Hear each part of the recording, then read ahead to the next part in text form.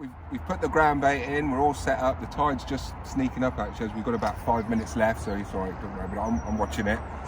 Yeah, so mullet fishing rod, right? Everyone knows the Porky Pig as like the old school mullet rod, you know, etc, etc.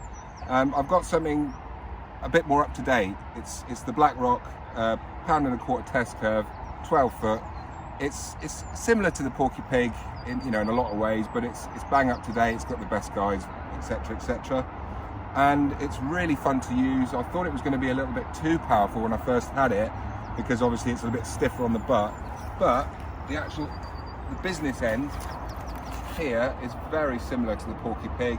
You know, it's really good bite detection there, and you can see when a mullet farts near your line, let alone has a bite on it. Do you know what I mean? So that's really important to have a really sensitive tip there. Look, right, and now business end.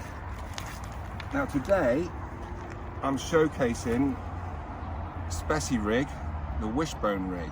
All right. Now this was actually, as with most knowledge in sea angling, all the things that you pick up and learn over the years, a lot of the knowledge is passed down to you or handed to you from say, you know, senior anglers, blah blah blah. When you're a kid, you get shown things, you remember, you improve. You know, you then go into the sort of, you know, if you're a thinking angler, you go into trial and error, you experiment with things. And yeah, Martin Larkin showed me this rig. We've been using it for a year now, really. It's our go-to sight feeding sort of rig. Okay, so there you've got a nice big three-way swivel, which actually spreads out the two hook baits. And on the business end there, look, I've got two treble hooks, but I've actually cut off one of the hooks, so they're double hooks. Okay, now the thing we're using treble hooks is they're not great for the fish welfare, because occasionally you can imagine you've got three hooks on there, and you can actually pin a fish. In other words, you can actually pin its top lip and its bottom lip, and it's basically buggered until you get it in and, you know, release it. So I mean, people are moving away from these, you know, treble hooks now. You don't need to. There's very good singles. You know, we use mixer hooks, quarter hooks, size 8s. You know, but this is my killer rig today. It's the Wishbone rig. Now, we used to use it with a little weight. Yeah, that's very sharp, and there's a nice little waspy on my hand there. Look.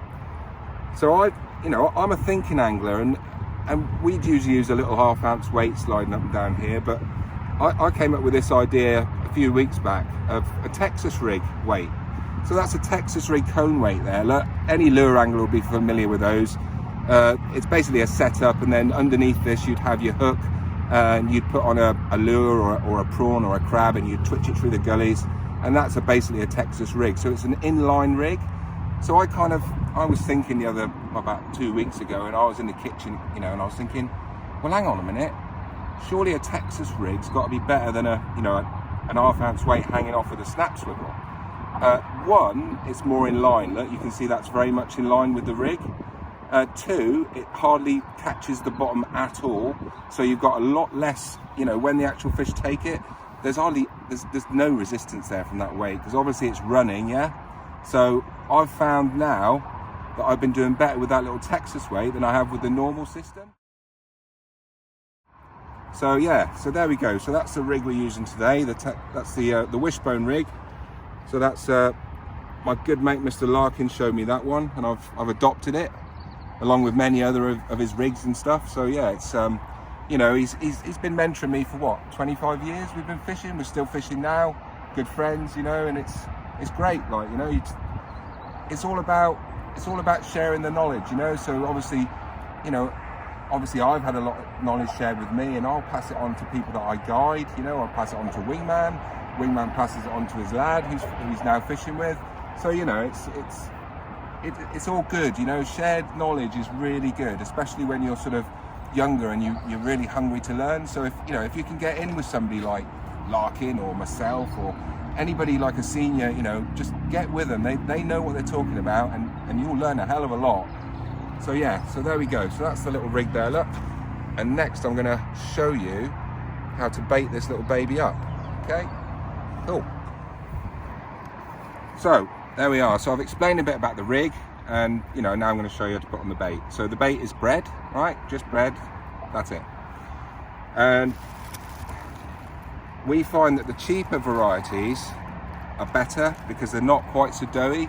So you got like Morrison's, you got like 30p a loaf. This is like 50p a loaf. The red and white bag that we usually go for is very doughy and it seems to stay fresh forever. And it can be a little bit too hard when you put that bait on and it's really doughy. The mullet can't really suck it in properly.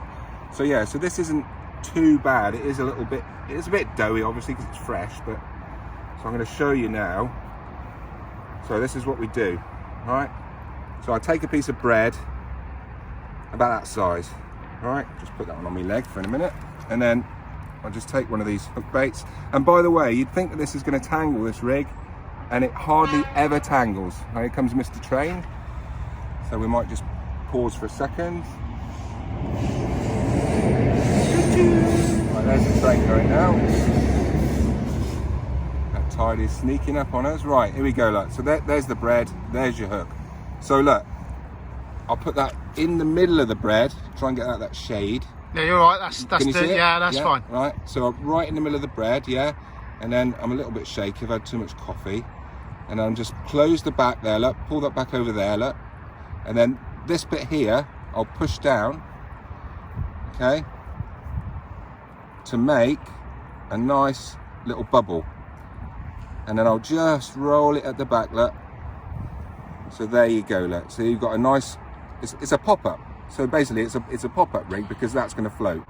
So anyway, back to the baiting up, look. Right, so here we go, here's number 2, look. So here's the second of the double hooks there, look. You can see I've taken off the third barb, so it's a bit more friendly.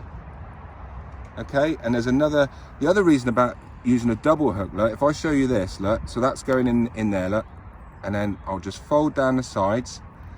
Now, another thing about using this, a double hook instead of a treble, and I'll show you, is I can now squeeze that flat-ish like that, you see, because that is the shape of a mullet's mouth. It's like that, all right? It's not a big gob like that, it's like a slit like that, and they just num num num num num num num num, and they actually suck that in and blow it out, suck it in, blow it out, and they'll often reject it, you know, rather than actually take it right in. So now what I've achieved there is I've still got my float, right? But I've taken one of the hooks off, and that's enabled that bait just to be a little bit more mouth friendly. And streamlined. And streamlined, so that's gonna go right in his mouth, and you know, hopefully it will hook up. So there you go. So that's the wishbone rig, sorry, all baited up there, look. And the tide is flying in behind us. So I think on that note, it's time to go and get set up and see if we can catch one of these grey ghosts. Tight lines.